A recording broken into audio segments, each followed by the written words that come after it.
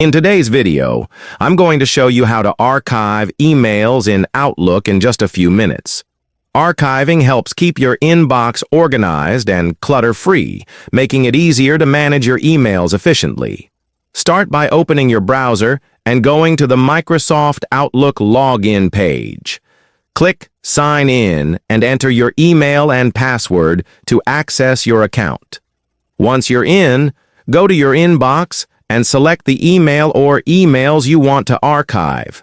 You can select multiple emails by holding down the Control key while clicking each one.